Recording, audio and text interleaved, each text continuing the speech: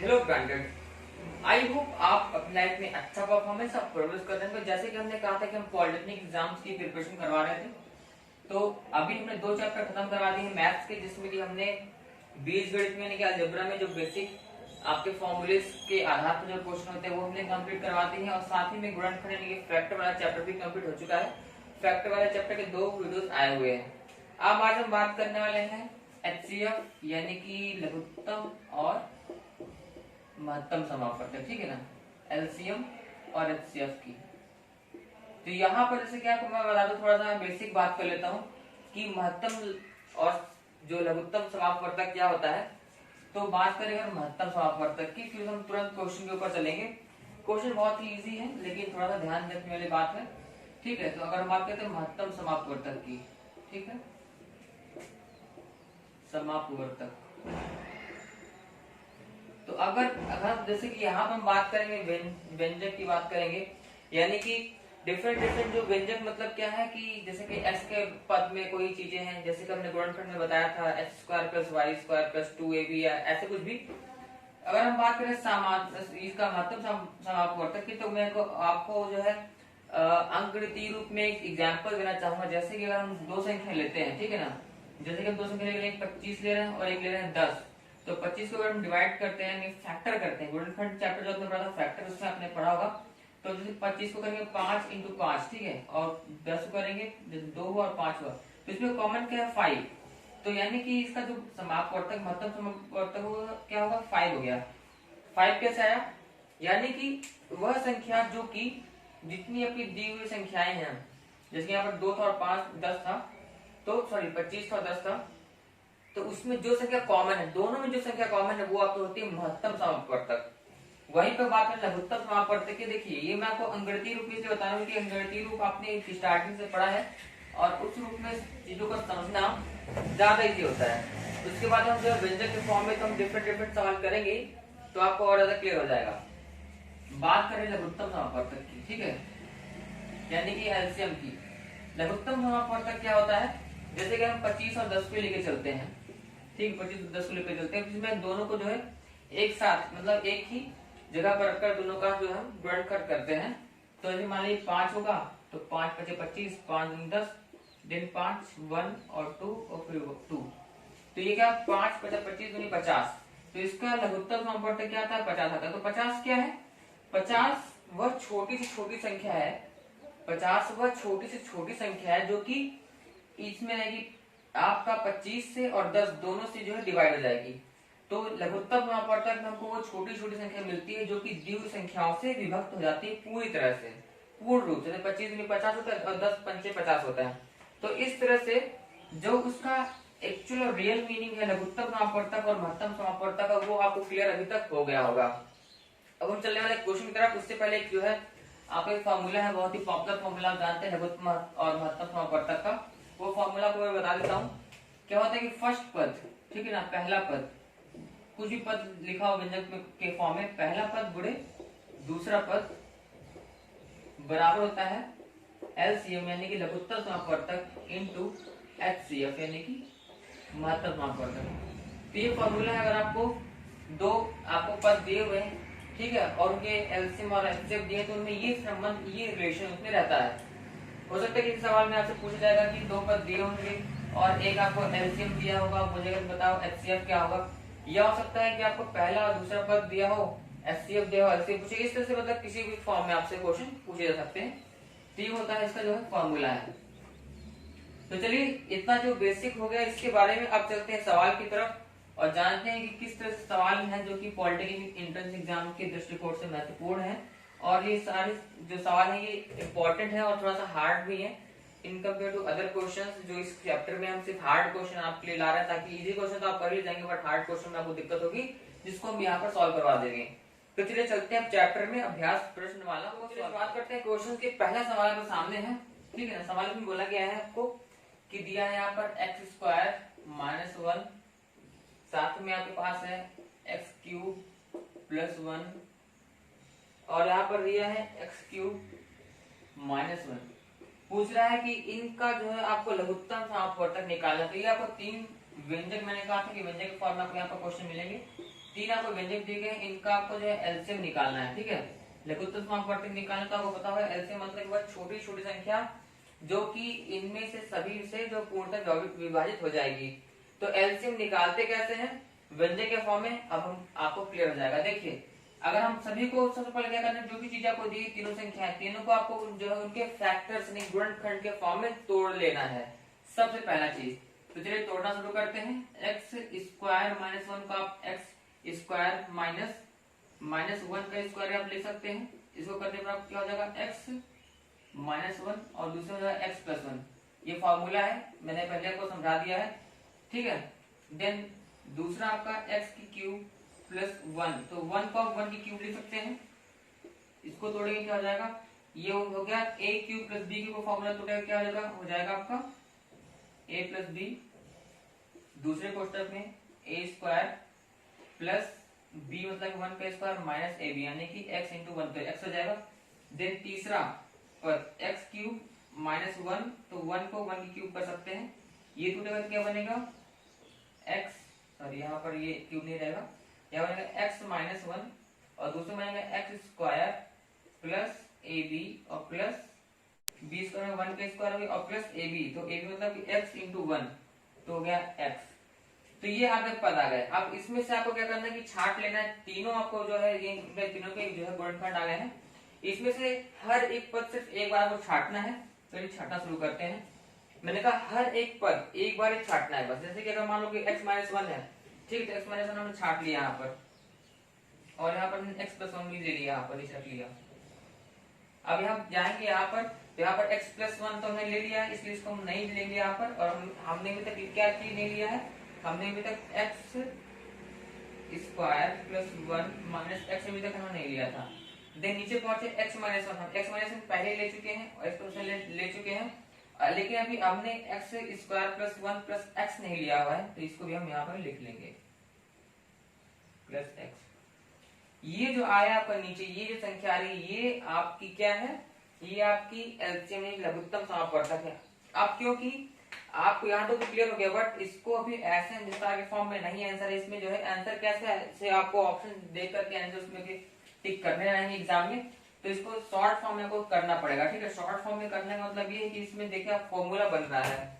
Formula कैसे बन रहा है, देखिए a माइनस बी, ठीक है, और दूसरे क्वेश्चन में A square plus B square plus A B, तो ये किसका फॉर्मूला बन रहा है, ये दोनों पकड़िए आप, ये दोनों पकड़िए, ये बन रहा है ए क्यूब माइनस बी क्यूब, यानी कि x cube minus one cube. वहीं पर ये देखिए एक्स प्लस वन यानी कि ए प्लस बी, और दूसरे में A square plus B square minus A B, तो ये बन रहा है एक्स, जो आपका ये बन रहा है, ये बन रहा है x cube plus one cube का। अब देखिए ये बन गया। अब ये फिर से एक फॉर्मूला बन रहा है, ये फॉर्मूला बन रहा है a माइनस बी और a प्लस बी का। तो इसका फॉर्मूला क्या होता है, a square minus B square, तो a स्क्वायर मतलब कि x क्यूब का स्क्वायर, यानी कि x क्यूब का स्क्वायर, ठीक है ना। इसको हम बड़ा क्वेश्चन कर देते हैं, माइनस वन क्यूब का स्क्वायर, तो वन क्यूब से कोई मतलब नहीं पड़ेगा, x की पावर 3 की पावर 2, यानी कि इनका गुणा घाता का पता होगा। बाकी हम घातांक वाले जो है अगला चैप्टर हम इसके बाद घातांक को भी पढ़ाने वाले हैं, उसमें आपको और चीजें क्लियर हो जाएंगे कैसे होता है। तो यहाँ हो जाएगा x की पावर 6 माइनस वन, तो ये हो गया इसका आंसर x की पावर 6 माइनस वन, जो कि आपका ऑप्शन नंबर है पहला, ठीक है। तो इस तरह से आपका आंसर आ गया। बहुत ही इजी है। पहले आपको तोड़ लेने हैं अपने, इसको पार्ट में नहीं गुणनखंड में तोड़ना है। उसके बाद अगर आप एलसीएम ले रहे हैं तो आपको देखना है कि हमको हर एक पद सिर्फ एक ही बार उठाना है, और अगर आप ले रहे हैं उसको एचसीएफ ले रहे हैं तो जो कॉमन हो रहेगा सभी में सिर्फ उसी को एक बार उठाना होगा। चलिए अब नेक्स्ट क्वेश्चन देखते हैं। छठवें के बाद आपका अगला क्वेश्चन आ रहा है चौथा क्वेश्चन, ठीक है। इस बुक में चौथा क्वेश्चन है। बाकी जो मैं क्वेश्चन करा रहा हूँ ये स्टैंडर्ड और अच्छे क्वेश्चन है, ठीक है। बाकी अगर आप ये क्वेश्चन अच्छे से समझ लेते हैं तो इन चैप्टर के अदर क्वेश्चन आपको बहुत ही इजी लगेंगे। चौथा क्वेश्चन कह रहा है कि n का वह न्यूनतम मान जिसके लिए x square minus 3x minus 4 तथा x cube minus 2x square minus nx minus 3 के महत्तम समापवर्तक में x सम्मिलित हो। तो क्या चीज किसके महत्तम समापवर्तक में x सम्मिलित होना चाहिए, देखिए यहाँ पर मैं क्लियर लिख देता हूँ इसको आपको, x square minus 3x minus 4 इसके में, और साथ ही में यहाँ पर एक और दिया है x cube minus 2x² minus n(x-3)। अब देखिए थोड़ा सा दिमाग लगेगा, दोनों के महत्तम समापवर्तक में x सम्मिलित हो उसके लिए n का न्यूनतम मान हमको बताना है। तो अक्सर आप कैसे सॉल्व करेंगे, देखिए अगर हम दोनों के महत्तम समापवर्तक की बात कर रहे हैं कि दोनों में जो कुछ कॉमन रहेगा, महत्तम मतलब कि कॉमन पार्ट, जो पद दोनों में कॉमन होगा वही आपका महत्तम समापवर्तक रहेगा। महत्तम समापवर्तक में अगर बात करें कि क्या चीज है जिसको लेने से आपके पास x बचेगा, तब सबसे पहले महत्तम समापवर्तक चाहिए, उसके बाद हम आगे की प्रोसेस कर पाएंगे। तो महत्तम समापवर्तक के लिए हमको पहले क्या करना पड़ेगा, इसके हमको गुणनखंड करने पड़ेंगे।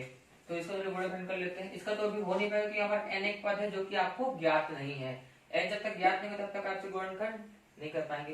इसको करते हैं क्या बनेगा आपका, देखिए एक्स क्यूब हो गया। देखिए यहाँ पर आप देखिए दिमाग लगाइए, जैसे कि इसका सिंपल फॉर्मूला है कि आपका 4 को आप 4 into 1, यहाँ पर 1 है आपका, ठीक है, कोई दिख नहीं रहा है, 4 into 1 करेंगे तो 4 होगा। 4 का आपको क्या करना है गुणनखंड, तो 4 करेंगे कितना होगा, ताकि 3 आना चाहिए। तो क्या बचेगा यहाँ पर माइनस 4x प्लस एक्स और माइनस 4 ऐसे हो जाएगा, ठीक है। तो बनेगा यहाँ पर x होगा, x माइनस 4 हो जाएगा और यहाँ पर प्लस 1 कॉमन आएगा, x माइनस 4 यहाँ हो जाएगा। ये बचेगा आपका x माइनस 4 और यहाँ पर आएगा x प्लस 1, ये आपका आ गया, ठीक है। इतना क्लियर हो गया। अब यहाँ पर x की वैल्यू भी क्या आ रही है, यहाँ पर दो चीजें आपके पास आ रही हैं, एक तो है आपके पास x माइनस 4 और एक है x प्लस 1। अब देखिए अब हमको क्या करना पड़ेगा, दोनों के यहाँ पर दो मान हमारे पास आ रहे हैं। क्या हमारे पास आ रहे हैं, दो मान, क्योंकि किसी भी चीज गुणनखंड करने पर जो संख्या आ रही है उनको जैसे आप 0 बराबर करते हैं, इसको 0 के बराबर करेंगे और इसको 0 के बराबर करेंगे, तो यहाँ पर आपको दो मान आएंगे x के, एक x की वैल्यू आएगी 4 आएगी और वहीं पर x की वैल्यू आएगी -1 आएगी। दो वैल्यू आने के बाद क्योंकि हमको x का जो है x सम्मिलित हो लेकिन n का न्यूनतम मान निकालना है, तो आप क्या करेंगे, ये जो पद है इसमें n की हमको वैल्यू निकालनी है, हमको x की वैल्यू पता है, इसमें दो ही अज्ञात चीजें थी, एक थी n और एक थी x। x की वैल्यू हमारे पास ये आ गई है, ठीक। इसको एक बार 4 को रखेंगे इस समीकरण में, एक बार रखेंगे -1 को रखेंगे, दोनों को रखने पर n की दो वैल्यूज निकलेंगी, उसमें से जो न्यूनतम वैल्यू न्यूनतम मान होगा उसको हमको जो है अडॉप्ट कर लेना है और वही में आपको जो है n का वैल्यू यानी कि n का मान आ जाएगा। तो चलिए रख करके देखते हैं, मतलब मैं पूरा सॉल्व तो नहीं करूंगा, मैं आपको बता देता हूँ कि किसके साथ रखेंगे। तो चलिए x बराबर 4 रखने पर, ठीक है, जैसे आप x बराबर 4 पुट करते हैं तो क्या होगा, देखिए इस समीकरण में आप रखना है, ठीक है ना। यहाँ से तो मूल्य निकाले, इसमें आपको रखने हैं। x बराबर 4 कैसे रखेंगे, तो 4 की पावर 3 हो जाएगी, -2 हो गया, 4 स्क्वायर हो गया, माइनस n इंटू 4 -3। ये एक बार ये रखेंगे और दूसरे बार आप क्या रखेंगे, x इक्वल टू रखेंगे -1। तो इसको आप किससे पुट करेंगे, इसको आप पुट करेंगे -1 की पावर 3 -2 -1 का whole of square minus n -1 into में और -3। इस तरह से दो आप x की वैल्यू रखेंगे और इसमें से सॉल्व करने पर एक की वैल्यू आएगी 6 और एक की वैल्यू आएगी 7 से ही कुछ करके आएगी। आपको सॉल्व कर सकते हैं खुद से और कमेंट करके बताइए कितना कितना आंसर आ रहा है। तो एक आएगी 6 एक आएगी कुछ 7 समथिंग करके। तो जो 6 आ रही है वो आपकी क्या है, n की न्यूनतम वैल्यू है। तो इसमें जो आपका ऑप्शन दिया है ऑप्शन नंबर 2, तो इसका आंसर है 6, जो कि n की न्यूनतम वैल्यू है, जिसमें कि आपके पास x बच रहा है, यानी कि आपके पास x है, इसको आप रख रहे हैं तो इसके n की वैल्यू आ रही है। ये थोड़ा सा दिमाग वाला था, थोड़ा सा समझने वाला था, थोड़ा सा घुमा फिरा के क्वेश्चन है, ठीक है ना। आई होप आपको क्लियर हो गया होगा।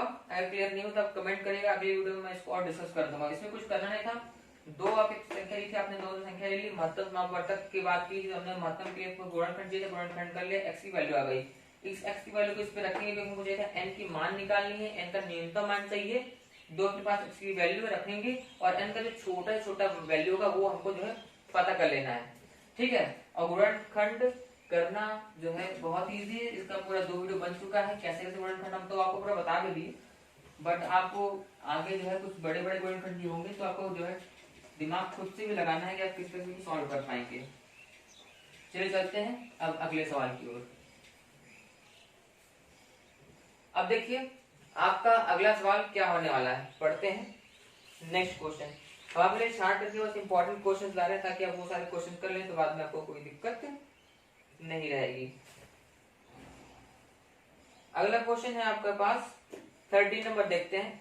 ये आपका 13 नंबर जो किताब में दिया हुआ है, आपको दिख रहा होगा। तो 13 क्वेश्चन देखते हैं। बाकी इसके पहले भी कुछ क्वेश्चन उनको भी देख लेंगे। कुछ एक क्वेश्चन नंबर है 11, वो भी बहुत अच्छा है। तो 13 देखते हैं, इसमें क्या बोला गया है कि कोई संख्या जिसे, ठीक है, मैं बुक को हाथ में ले लेता हूँ। देखिए क्या बोला गया, समझिए। कोई संख्या, ठीक है, जिसे 5, 6, 7 तथा 8 में से प्रत्येक से भाग देने पर हर दशा में 3 शेष बचता है। हर दशा में 3 शेष बच रहा है, परंतु 9 से भाग देने पर शेष कुछ नहीं बचता, वह संख्या क्या है? जब भी ऐसा कोई भी क्वेश्चन है कि भाई कोई संख्या जिसको इससे भाग देने पर इतना शेष बच रहा है और किसी और से भाग देने पर शेष नहीं बच रहा है, ऐसे बहुत सारे क्वेश्चन आपको देखने को मिलेंगे कंप्यूटर एग्जाम्स में भी। तो उसमें जितनी भी संख्या दी है, ये आपको हमेशा ऐसा सवाल लघुत्तम समापवर्तक वाला रहता है।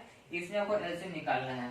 इसमें एलसीएम 5, 6, 7 और 8, 5, 6, 7, 8 जितनी संख्या दी गई है, जिनसे कि शेष बचने की बात की गई है, शेष बचने की बात की गई है, सिर्फ उन्हीं का करना है। जिससे शेष नहीं बच रहा है उसको मत उठाओ, सिर्फ इनको उठाना है। शेष बच रहा है इनको उठा लो, उनका कर दो क्या, लघुत्तम समापवर्तक, एलसीएम कर दो। ये संख्या सभी इंडिपेंडेंट है, नहीं सभी जो है, जैसे 5 है, 5 की कटेंगे, हाँ 8 के लिए है, तो चलिए कर लेते हैं, इसको सॉल्व कर लेते हैं। 5 करेंगे तो ये 1 हो जाएगा, कट जाएगा। 6 तो कुछ नहीं होगा, ठीक है। 7 हो गया, 8 हो गया, 2 कर लेते हैं, 2 3 6 हो जाएगा, 2 जब 8 हो जाएगा, 2 करते हैं, 3 बचेगा, 7 और 4। तो अल्टीमेटली इतना तक आगे पहुंच गया। फिर यहाँ पर हो जाएगा आपका 3, 7 तो रहेंगे ही, और 4 तो 4 आप कर लीजिए, 2 कर लीजिए, तो इस तरह से आपका बन गया, ठीक है। ये आपकी संख्या पूरी आदमी को आपको सिंपल क्या मल्टीप्लाई कर लेना। तो 5 में 10 हो गया, इसको कर लेते हैं, ठीक है। और देखिए 7 3 6 कर लेते हैं, और 7 तक 28 कर लेते हैं। यहाँ पर 28 हुआ, गुणे 6 हुआ, गुणे 10, ठीक है। तो ये हो गया क्या आपका, ये आपका इसको सॉल्व करने पर आपका आ जाएगा, कैसे कहते हैं, जिसे हम बोलते हैं आपका एलसीएम, यानी कि लघुत्तम समापवर्तक आपका ये आ गया। इसको आप सॉल्व करेंगे, 28 का गुणा करिए, ठीक है, तो आपको आ जाएगा 6 48 की 8 में 4 6 12 4 16 और जिससे यहाँ इतना है, ठीक है। अब आपका एलसीएम 1680 आ गया। 1680 आने के बाद, क्योंकि बात की गई कि उसमें से कितना 3 शेष बच रहा है, 3 शेष बच रहा है। जब भी कोई भी संख्या आप करेंगे उसमें से इतना लगेगा, उसके बाद जब भी आपको निकालना है कि एक्चुअल में संख्या क्या है, तो आपको क्या करना पड़ेगा, यह बता दे रहा हूँ। जो भी आपका आंसर आए वो आंसर ये हो जाएगा 1680 गुणे के प्लस शेष। ये फॉर्मूला तो अच्छे से याद कर लीजिए, ठीक, ये फॉर्मूला है, इसको अच्छे से याद कर लीजिए। एलसीएम जो आएगा वो गुणे के एक्चुअल में संख्या जो कि आपको खुद से ढूंढनी पड़ेगी, खुद से ट्राई करके। ये आपका हिट एंड ट्राई मेथड से आप ढूंढेंगे, और प्लस शेष जो शेष संख्या बच रही है। अब देखिए शेष बच रहा है कितना है, बोला जा रहा है शेष बच रहा है आपका 3 शेष बच रहा है। अच्छा, तो हमने समझा कैसे ये फॉर्मूला आया, कैसे, सिंपल बात है कि जब हम किसी को भाग दे रहे हैं, हमने कहा कि हम 10 को भाग दे रहे हैं 3 से, तो 3 से भागेंगे 3 3 9 बचेगा 1। तो संख्या 10 थी, तो कैसे हमने निकाला, 1 को जोड़ा, प्लस शेष फल को जोड़ने पर हमको पता चला कि 3 गुणे 3 प्लस 1 करेंगे, तो शेष बचा था, उसको जोड़ा हमने, तो अल्टीमेट जो हमारी संख्या है वो हमको मिल गई, 10 मिल गई। तो शेष फल को जोड़ना है, शेष फल को जोड़ना है, लेकिन वहां पर एक के जो रहेगा वो आपकी संख्या में एक के की मल्टीप्लाई भी उसमें से रहेगी। अब देखिए, अब आपको बोला है कि जो संख्या है, यानी कि जो संख्या की ये संख्या की हमने पढ़ा था एलसीएम के बारे में, एलसीएम क्या रहते हैं, वो न्यूनतम संख्या जो दी गई संख्या तो टोटल विभाजित हो जाती है, तो ये विभाजित हो जाएगी, बट शेष था 3, तो 3 को हम जोड़ देंगे तो फिर विभाजित नहीं होगी। तो 1680 इंटू के प्लस 3। अब देखिए के की हम डिफरेंट वैल्यू रखेंगे। अब हमको ये जो संख्या है उसमें पहले शर्त दी हुई है कि जो संख्या की ये आएगी वो संख्या 9 से विभाजित हो जा रही पूरी की पूरी। अब देखिए अगर यहाँ पर के की वैल्यू 1 रखते हैं, ठीक है, अगर हम के की वैल्यू यहाँ पर रखते हैं 1, ठीक है, तो देखिए क्या होगा। वैसे मोस्ट ऑफ दी केसेस में 1 रखने पर आ जाता है, लेकिन कुछ केस में 1 रखने पर नहीं भी आता है। तो 1680 गुणे 1 प्लस 3। कई ऐसे भी टीचर होंगे जो आपको ये फार्मूला के वाला फार्मूला नहीं बताएंगे, वो बोलेंगे शेष बचना है 3 है तो 3 जोड़ दो, बट ऐसा नहीं है। इसमें के की संख्या भी है, गुणा करनी होती है, और कई बार वो 1 आती है वो पीछे से नहीं बताते हैं। तो 1680 हुआ इंटू 1 तो 1680 प्लस 3 हो गया तो बना 1683 हो गया, ये संख्या बनी। अब देखिए अगर इस संख्या को आप भाग देंगे 9 से, ठीक है, तो 9 से पूरी तरह से विभाजित हो जाएगी, ठीक है।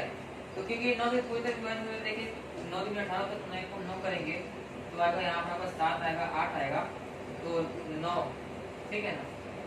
आप 9 से काटेंगे, 9 था 72 तो 6 और 3 आएगा और 9 सत्ते 63 तो 187 आ रहा है। इस तरह से जो 9 से पूरी तरह से कट जा रही है और हमको यही तो निकालना था कि कोई ऐसी संख्या बतानी है भाई कि जो 9 से पूरी तरह से कट जाए यानी कि विभाजित हो जाए, तो इस तरह से आपकी संख्या आ जाएगी, ठीक है।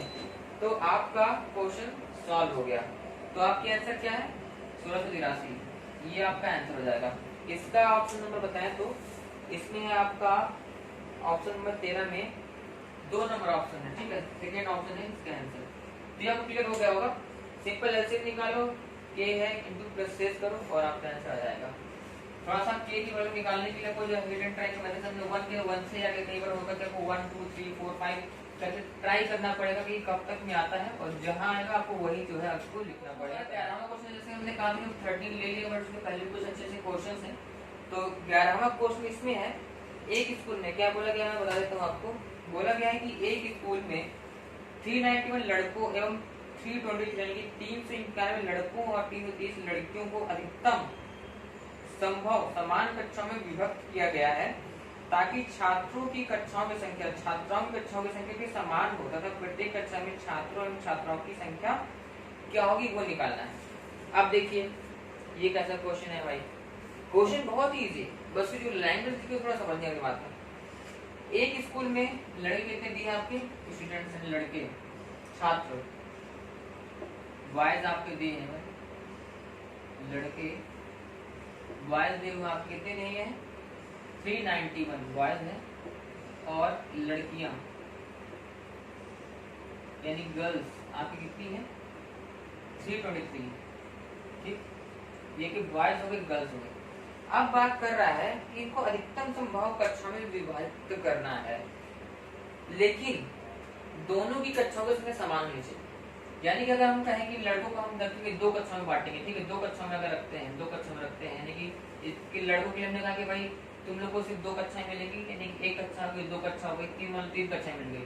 तो लड़कियों को भी 3 कक्षाओं में रखना है, यानी 1 कक्षा 2 कक्षा 3 रखना है, लेकिन क्योंकि संख्या अलग है इसलिए 2 यानी कि पहली 2 कक्षा होगी, हर कक्षा में लगभग समान बच्चे आने हैं, ठीक है, समान बच्चे आने हैं और लड़कियों की संख्या हर कक्षा में कम कम रहेगी क्योंकि लड़कियों की संख्या जो मूल संख्या वो 328 है। 328 को आप 3 भागों में बांटोगे तो ऑब्वियसली कम रहेगा, 390 को 3 भागों में बांटोगे तो फिर ऑब्वियसली जो है इससे ज्यादा आएगा। तो अब आपको थोड़ा दिमाग लगाना है कि 2 संख्या दी हैं उनको बांटना है और समान बांटना है, तो सिंपल यहाँ पर आएगा महत्तम समापवर्तक निकालने की बात, क्योंकि महत्तम में ही एक कॉमन संख्या मिलती है, कॉमन संख्या महत्तम मिलती है। इस क्वेश्चन में साफ साफ लिखा है कि उनकी कक्षाओं की संख्या से 1 कक्षा 2 कक्षा 3 कक्षा 3 कक्षाएं बन रही है, 3 कक्षाएं कक्षाओं की संख्या समान होनी चाहिए, यानी कि यहाँ पर महत्तम समापवर्तक निकालना है। अब देखिए कैसे निकालेंगे, 3 आपको दिया हुआ है, ठीक है, दोनों आपको यहाँ पे वैल्यू दी हुई है। अब यहाँ पे निकालना है महत्तम समापवर्तक, तो पहले निकालें 391 तो निकालते हैं। तो सिंपल आप इसे काटेंगे तो जैसे अगर नॉर्मली आप काटेंगे शुरू करेंगे 3 से ट्राई करेंगे, फिर 7 से 9 से फिर 17 से 13 से करेंगे, तो 17 से कटेगा फिर 21 से कट जाएगा, आपका जगह 1 इसका हो गया, फिर आपका 328 है, कटेगा आपका 17 से कटेगा, ठीक है ना। तो आप काटेंगे इसको, देन आपका यहाँ पे 100 से जाएगा, ठीक है ना। ये तो इस तरह से आप जो कर सकते हैं बहुत सिंपल, 17 से कटा ये 19 से कटा 17 और 21 से। अब देखिए यहाँ पर 17 21 17 19 हमको नहीं कहा था कि हम एलसीएम निकालेंगे, एलसीएम मतलब सॉरी एचसीएफ यानी कि महत्तम समापवर्तक निकालेंगे। महत्तम समापवर्तक मतलब कि दोनों में कॉमन आपकी संख्या है 17, 17 में कॉमन है, तो 17 क्या है,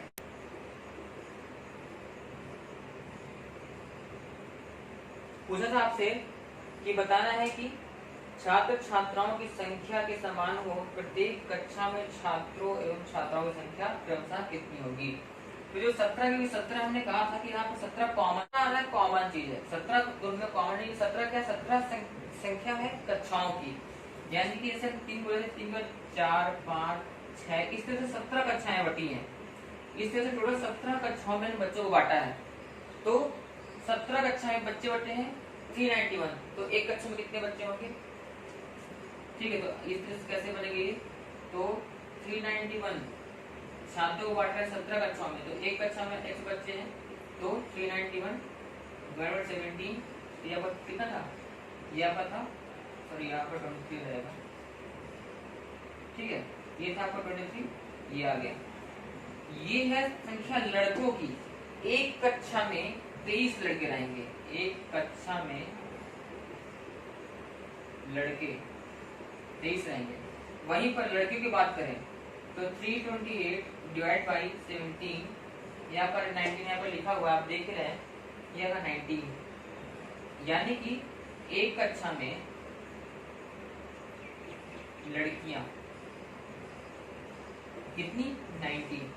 हमको ये तो चाहिए था, जो आपका महत्वपूर्ण पड़ता कर रहा है वो कॉमन संख्या है, यानी कि कक्षाओं की संख्या भी समान है, यानी कि 10 कक्षा तो 10 कक्षा लड़कों के लिए भी, 10 कक्षा लड़कियों के लिए भी, और महत्तम भी समान संख्या कॉमन दोनों में निकालता है, यानी कि 17 जो आएगा वो कॉमन है, यानी कि वो सिर्फ संख्या है कक्षाओं की संख्या। बट एक कक्षा में कितने छात्र होंगे उसके लिए आप फिर से जो है आप डिवाइड कर देंगे 317 से, तो ये आ जाएगी 23, जो कि आपकी है लड़कों की संख्या एक कक्षा में, वही 19 है लड़कियों की संख्या एक कक्षा में।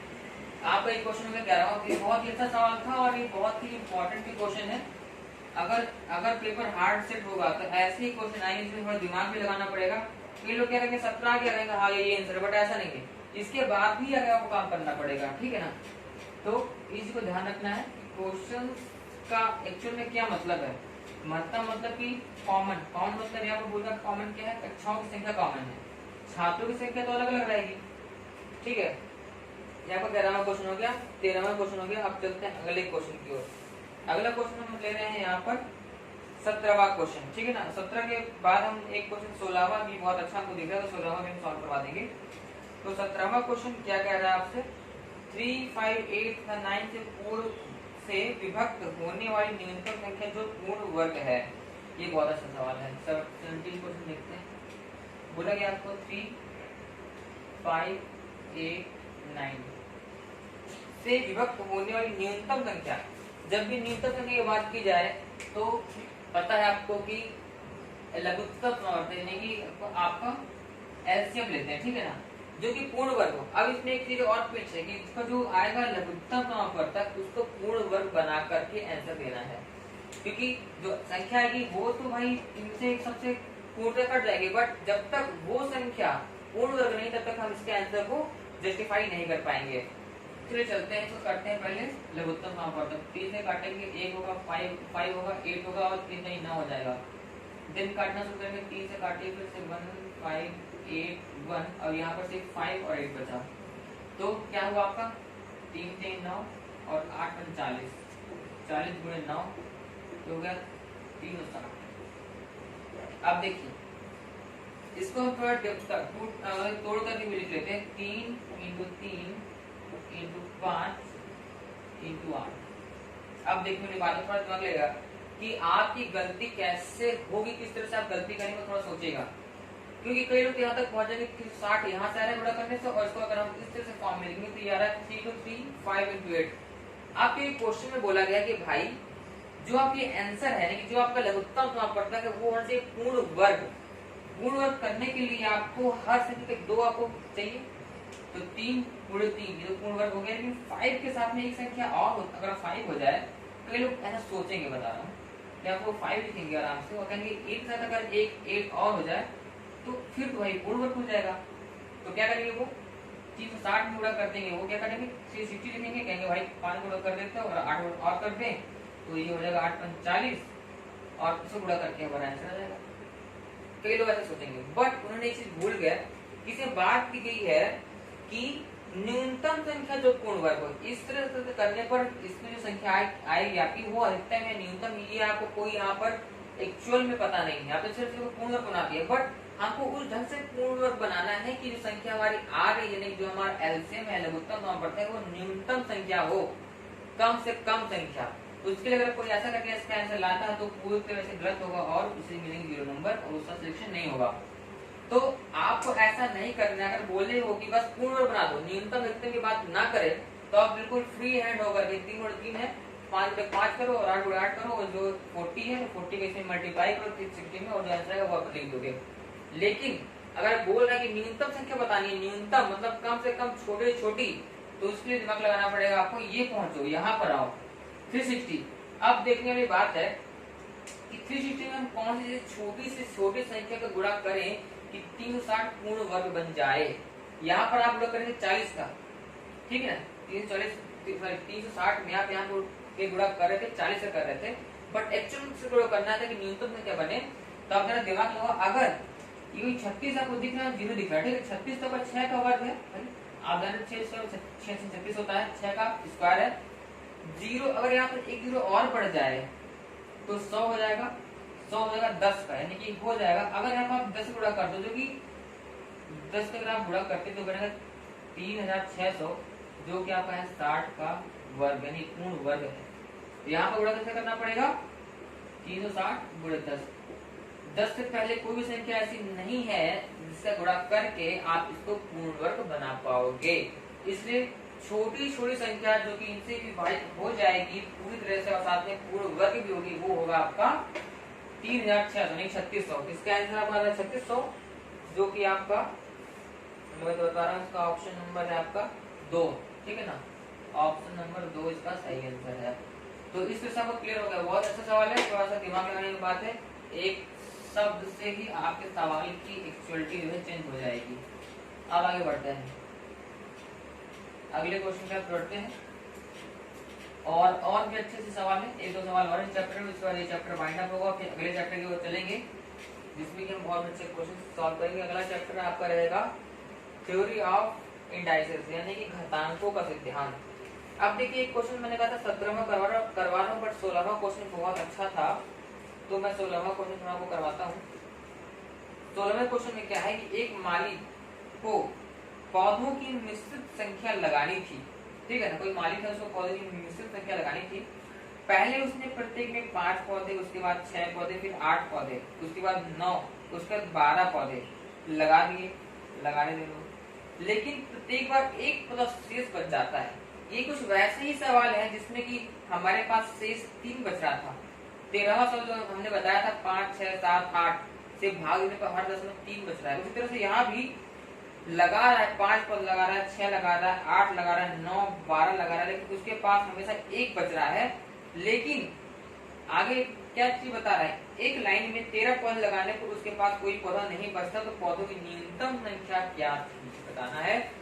तो क्लियर हो गया होगा। यहाँ पर भी सेम उसी तरह से हमको निकालना है इसका लघुत्तम फॉर्म पड़ता है। मैं थोड़ा आपको एक हिंट दूंगा, फिर आप इसका आंसर हमको कमेंट में दीजिएगा कि हम बताएंगे कि आपका आंसर सही है कि नहीं। हिंट क्या है इसका, हिंट सिंपल है कि पाया, जो इसमें क्वेश्चन में बता दे रहा हूँ, आपका सवाल है इसका, इस बुक में ये मेरे पास अरंडी की बुक है, ठीक है ना, मैं वहाँ से आपको इम्पोर्टेंट सवाल इसमें जो आए हुए हैं पिछले वर्ष में हार्ड सवाल करवा रहा हूँ। 16वां क्वेश्चन है कि 5 दिया हुआ है, 6, 8, 9, 12, ठीक है, 5, 6, 8, 9, 12। इनके पहले आप निकालेंगे एलसीएम निकालेंगे। एलसीएम मान लो आया आपका P, तो इसके आंसर क्या होगा, P इंटू के प्लस शेष, ये हुआ आंसर। अब देखो क्योंकि इसमें बोला गया है कि जो इसका आंसर है, ठीक है ना, मतलब जो इसका आंसर रहेगा P, तो इसका आंसर रहेगा एलसीएम P रहेगा, ठीक। जो इसका अल्टीमेट आंसर है, यानी जो भी संख्या रहेगी वो 13 से पूर्ण रूप से विभाजित हो जाएगी, यानी 13 से वो विभक्त हो रही है, ऐसे से बोला गया है। तो उसके लिए k की वैल्यू अभी क्या आएगी वो थोड़ा दिमाग लगा लेना। k की वैल्यू कुछ सर्टेन रहेगी, ठीक है ना, वो थोड़ा दिमाग लगाओगे कैसे k की वैल्यू निकालनी है, क्या रहेगा k की वैल्यू में, तो आपको तुरंत आ जाएगा।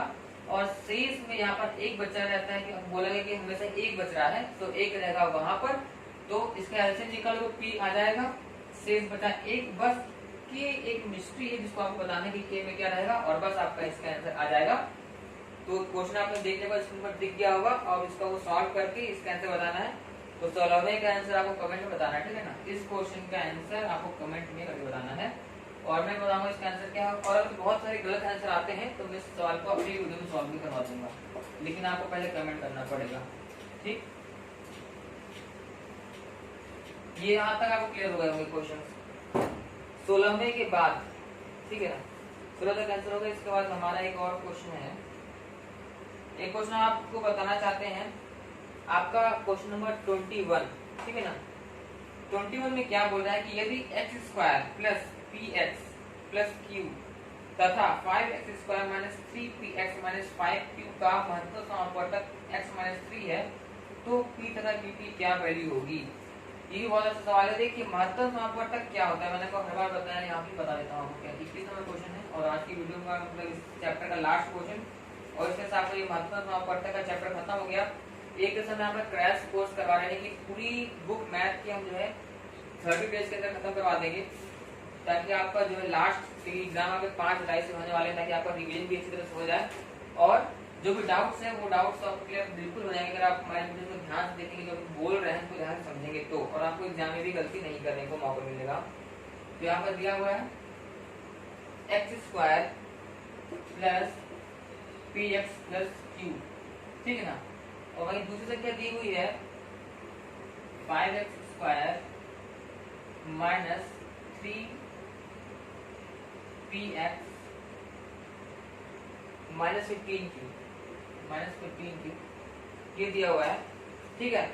इनका मासापा कितना है, x माइनस 3। मासापा मतलब कि महत्तम समापवर्तक। जैसे मैंने पहले बताया कि महत्तम समापवर्तक क्या है, जो कि दोनों में कॉमन चीज होती है। महत्तम मतलब कि कॉमन चीज जो दोनों में वो आपकी आ रही है x माइनस 3। महत्तम को रखना है 0 के बराबर और इस तरह से रखने पर जो x की वैल्यू आती है वो होता है इसका सोल्यूशन। तो आपको जब भी ऐसे क्वेश्चन रहेगा कि भाई महत्तम समापवर्तक दिया है, अगर कभी लघुत्तम दिया रहेगा तो लघुत्तम से महत्तम निकालोगे पहले, तो उसमें जो x को एक पद आएगा, जैसे यहाँ पर x माइनस 3 इसका महत्तम समापवर्तक है, इसको रखोगे 0 के बराबर, तो वहां से आपको x की वैल्यू आएगी और जो x की वैल्यू एक्चुअल में आ रही है वो आ रही है 3। अब तो बिल्कुल क्लियर हो गया होगा। आपको निकालना है p और q निकालना है। x यहाँ पर आपको ज्ञात था, जो कि ज्ञात हो चुका है, 3 आ रहा है। आप यहाँ पर 3 यहाँ रखोगे, 3 यहाँ रखोगे, 3 यहाँ और फिर आपको दोनों को इक्वेशन को सॉल्व कर लेना है। तो चलिए मैं आपको एक चीज की वैल्यू निकाल कर दे देता हूँ, फिर आप जो है एक यानी कि पी आई किसी की वैल्यू निकल आती है, इसका आप दूसरी वैल्यू निकालेंगे। तो देखिए कैसे होगा। 3 को यहाँ 3 3 9 हो गया प्लस 3p प्लस q हुआ, फिर 3 का ध्यान रखो 5 गुणे 3 3 9 ये हो गया माइनस 3 गुणे 3p माइनस 15q, ठीक है ना। ये बना, इसको हम और सॉल्व करेंगे तो क्या बनता है, देखो इसको आगे जाकर तो ये बनेगा 9 बनेगा। चलो इसको ऊपर रख देते हैं क्योंकि ये संख्या बड़ी आएगी, ठीक है। 9 बना 45 हो गया, 45 माइनस 3 से 9 हो गया, 9p माइनस 15 की हो गया। ये देखो 9 यहाँ बचेगा प्लस 3p है प्लस q है। हमको यहाँ से क्या करना है, तो यहाँ p कट जाएगा, या तो q काट लो, कुछ भी कर सकते हैं। हम जो है p जो को दिख रहा है, यानी कि यहाँ पर आप देखो 3 है, यहाँ पर 9 है। अगर यहाँ पर हम 3 से गुणा कर देते हैं तो p का पद कॉमन हो जाएगा और इसको जोड़ते ही ये माइनस है, ये प्लस है, ये p खत्म हो जाएगा और हमको q की वैल्यू यहाँ पर आ जाएगी बहुत ही इजीली। तो यहाँ पर हम पहले सब में गुणा कर देंगे। किसके गुणा करेंगे, हमको लाना है 9, 3 है तो क्या गुणा करना पड़ेगा, 3 का गुणा करना पड़ेगा, ठीक है। 3 का गुणा करेंगे हम, तो 3 का गुणा करने पर क्या बनेगा, देखो एक्चुअली में है कैसे, एक्चुअली में यहाँ पर 0 है, ठीक है ना। एक्चुअली में यहाँ पर 0 है, ठीक है, और यहाँ पर 0 है तो यहाँ पर भी 3 का गुणा कर रहे हो, जो कि दिख नहीं रहा है, सॉरी इसमें तो नहीं करना है, यहाँ पर करना है, तो उससे कोई फर्क पड़ेगा नहीं। 0 to 3 आपका क्या रहेगा, उसको तो अब 0 रहेगा। आप देखो करेंगे हम, तो ये देखो 9 गुणे 3 9 3 27 हो गया प्लस 3 3 9p हो गया प्लस 9q हो गया। अब देखो इसको घटा दो तो 7 5 7 और 5 तो 7 5 12 हो जाएगा, अच्छा कि 1 4 2 6 1 होगा 7। तो अब देखिए अब जाएगा 72/12, ठीक है ना। तो 12 72 हो जाएगा, यहाँ तो आपके आंसर आ गए 6। Q की वैल्यू आ गई 6 आ गई और P की वैल्यू आप ऐसे जो निकाल सकते हैं।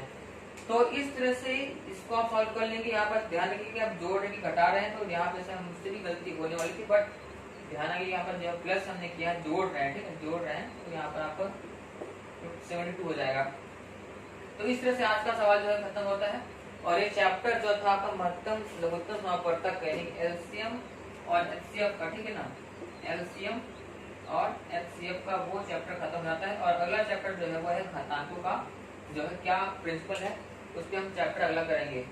तो आई होप तो आपको जो है वीडियो पसंद आई होगी, और जो भी हम बता रहे हैं, जो भी समझा रहे हैं, जो भी मेथड्स हैं, जो भी इसके फॉर्मूलेज हैं, और जो भी इसका डायरेक्शनल मेथड वो आपको क्लियर होगा, ठीक है। और आगे जो है जब हम बात करेंगे समय वाले क्वेश्चंस की या कार्य समय और चाल समय दूरी वाले क्वेश्चन, तो वहाँ पर हम पूरे क्वेश्चन ट्रिक के माध्यम से करवाएंगे। और इसमें तो जो आपको करते करते थोड़ा सा क्लियर हो जाएगा कैसे करना है सॉल्व, कैसे ध्यान रखना है। तो अगर वीडियो पसंद आए तो प्लीज वीडियो को लाइक करना मत भूलिए, ब्रांडेड के यूट्यूब चैनल को सब्सक्राइब करें, और साथ में अगर आप चाहते हैं कि वीडियो की नोटिफिकेशन सबसे पहले पहुंच जाए तो बेल आइकन जरूर प्रेस करें। Thank you so much branded हमारे वीडियो देखने के लिए।